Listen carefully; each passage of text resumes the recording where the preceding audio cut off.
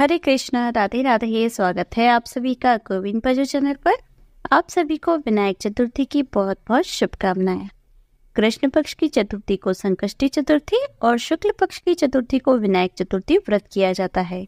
विनायक चतुर्थी का व्रत करने से, भगवान गणेश की इस दिन पूजा करने से और उन्हें लड्डुओं का भोग लगाने से वे प्रसन्न होते हैं और सबकी मनोकामनाओं को पूर्ण करते हैं। विनायक चतुर्थी में विनायक चतुर्थी की इस व्रत कथा को जरूर सुनना चाहिए। बोलिए गजानन गणेश जी महाराज जी की जय। एक बार की बात है, भगवान शिव और माता पार्वती नर्मदा नदी के तट पर बैठे थे। वहां माता पार्वती ने भगवान शिव से कहा कि चलिए हम समय व्यतीत करने के लिए चौपड़ का खेल खेलते हैं। भगवान शिव चौपड़ का खेल खेलने के लिए तैयार हो गए, परंतु इस खेल में हार जीत का फैसला कौन करेगा, यह प्रश्न उठा। तब भगवान शिव ने वहां पर पहले कुछ तिनके एकत्रित किए और उनका एक पुतला बनाकर उसकी प्राण प्रतिष्ठा कर दी और उस पुतले से कहा कि हम चौपड़ का खेल खेलना चाहते हैं, पर हमारी हार जीत का फैसला करने वाला कोई नहीं है, इसलिए अब तुम बताना कि हम दोनों में से कौन हारा और कौन जीता। इसके बाद भगवान शिव और माता पार्वती चौपड़ का खेल खेलने लगी। चौपड़ का खेल 3 बार खेला गया और संयोग से तीनों बार माता पार्वती जीत गई। खेल समाप्त होने के बाद जब हार जीत का फैसला करने के लिए बालक को कहा गया, तब उस बालक ने महादेव जी को विजय बताया। यह सुनकर तो माता पार्वती को क्रोध आ गया और क्रोध में उन्होंने बालक को लंगड़ा होने और कीचड़ में पड़े रहने का श्राप दिया। तब बालक ने माता पार्वती से माफी मांगी और कहा, हे माता, मुझसे अज्ञानतावश ऐसा अपराध हो गया। मैंने किसी द्वेष भाव में ऐसा नहीं किया था। बालक के द्वारा बार बार क्षमा मांगने पर माता पार्वती ने कहा कि कुछ समय बाद गणेश पूजन के लिए यहाँ पर कुछ नाग कन्याएं आएंगी। उनके कहे अनुसार तुम गणेश का व्रत करना, ऐसा करने से तुम मुझे प्राप्त कर सकोगे। ऐसा कहकर माता पार्वती भगवान शिव के साथ कैलाश पर्वत पर वापस चली गई। कुछ समय बाद उस स्थान पर नाग कन्याएं आई। तब नाग कन्याओं से गणेश जी के व्रत की विधि मालूम करके उस बालक ने 21 दिन तक लगातार भगवान गणेश का व्रत किया। भगवान गणेश की पूजा की और उसकी श्रद्धा से भगवान गणेश प्रसन्न हो गए और उन्होंने वहां प्रकट होकर उस बालक से अपने मनोवांछित फल को मांगने को कहा।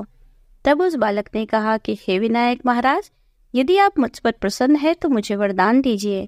मुझे इतनी शक्ति दीजिए कि मैं अपने पैरों से चलकर अपने माता पिता के पास कैलाश पर्वत पहुंच सकूं और वे यह देखकर प्रसन्न हों। तब बालक को वरदान देकर भगवान गणेश वहां से अंतर्ध्यान हो गए। इसके बाद वह बालक कैलाश पर्वत पर पहुंच गया।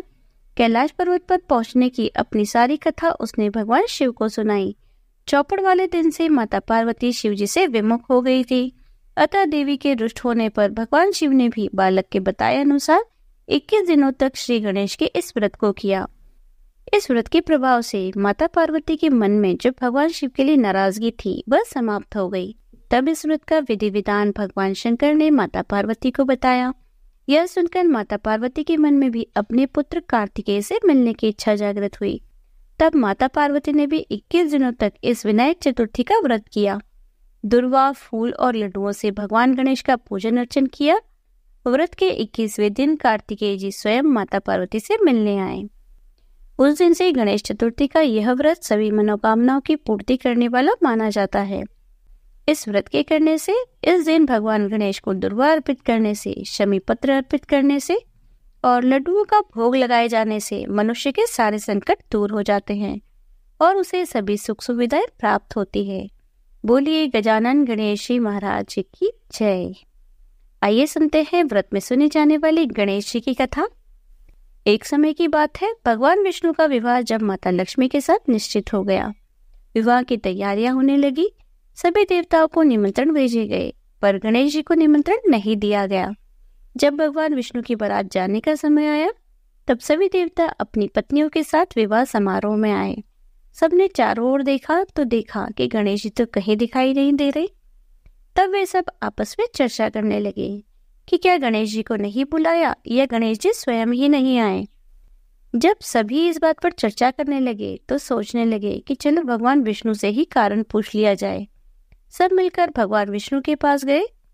उनसे पूछा तो वे कहने लगे कि हमने गणेश जी के पिता महादेव जी को न्योता भेजा है। यदि गणेश जी अपने पिताजी के साथ आना चाहे तो वे आ सकते हैं। अलग से न्योता देने की क्या आवश्यकता है। दूसरी बात यह है कि उन्हें तो 1.25 मन मूंग और 1.25 मन चावल, 1.25 मन घी और 1.25 मन लड्डू का भोजन दिन भर में चाहिए। अगर गणेश जी नहीं आए तो ही अच्छा है। दूसरे के घर जाकर इतना खाना पीना अच्छा नहीं लगता। अभी ये सब बातें हो ही रही थी कि किसी ने सुझाव दिया कि यदि गणेश जी आ भी जाएं तो उन्हें द्वारपाल बनाकर बैठा देंगे। यहाँ पर आप घर की देखभाल करना, वैसे भी आप तो चूल्हे पर बैठकर धीरे धीरे चलेंगे तो बारात से तो पीछे ही रह जाएंगे। तब यह सुझाव सबको बड़ा पसंद आया। विष्णु भगवान ने भी इसमें अपनी सहमति दे दी। अब होनी तो होकर ही रहती है। गणेश जी वहां आ पहुंचे। उन्हें समझा बुझा कर सबने घर की रखवाली के लिए बैठा दिया। बारात चल दी। तब नारद जी ने देखा कि गणेश जी तो दरवाजे पर ही बैठे रह गए। वे गणेश जी के पास गए और उनसे वहां रुकने का कारण पूछा। तब गणेश जी कहने लगे कि विष्णु भगवान ने तो मेरा बड़ा अपमान किया है। तब नारद जी ने सुझाव दिया कि आप अपनी मूषक सेना को भेज दीजिए। वे रास्ता खोद देंगे तो सबके वाहन धरती में धंस जाएंगे। तब वे सब आपको सम्मान पूर्वक बुला ही लेंगे। अब तो गणेश जी ने अपनी मूषक सेना जल्दी से आगे भेज दी। सारी सेना ने जाकर जमीन खोखली कर दी। जब बारात वहां से निकली तब सब रथों के पहिए धरती में धंस गए। लाख कोशिश की पर पहिए नहीं निकले। सभी ने अपने अपने उपाय कर लिए पर पहिए तो निकले ही नहीं, बल्कि जगह जगह से टूट गए। अब तो किसी की समझ में नहीं आ रहा था कि क्या करे। तब नारद जी ने कहा कि आप लोगों ने गणेश जी का अपमान किया है, इसी कारण हमारे रास्ते में यह विघ्न आया है। यदि उन्हें मना कर लाए तो हमारा कार्य सिद्ध हो सकता है और यह संकट टल सकता है। तब भगवान शंकर ने अपने दूत नंदी को भेजा कि जाओ गणेश जी को लेकर आओ। गणेश जी को आदर सम्मान के साथ लाया गया और उनका पूजन अर्चन किया गया। तब जाकर रथों के पहिए निकले। अब रथों के पहिए तो टूट फूट गए थे, उन्हें सुधारे कौन। पास ही के खेत में एक खाती काम कर रहा था। उसे बुलाया गया। खाती ने आते ही अपना काम शुरू करने से पहले जोर से कहा, गणेश भगवान की जय हो। ऐसा कहकर गणेश जी की वंदना करने लगा और देखते ही देखते खाती ने सब पहियों को ठीक कर दिया। तब खाती कहने लगा कि आपने गणेश जी नहीं मनाए होंगे, उनकी पूजा नहीं की होगी, तभी तो आपके साथ यह संकट हुआ। हम तो मूर्ख हैं, अज्ञानी हैं, फिर भी पहले गणेश जी की पूजा करते हैं, उनका ध्यान करते हैं। आप तो देवता हैं, फिर भी गणेश जी को कैसे भूल गए।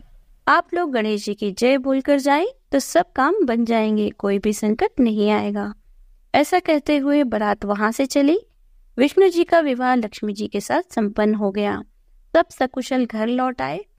हे गणेश जी महाराज, जैसे आपने विष्णु भगवान का कार्य संवारा, वैसे ही आपकी पूजा करने वाले, आपका स्मरण करने वाले सभी का कार्य संवारना।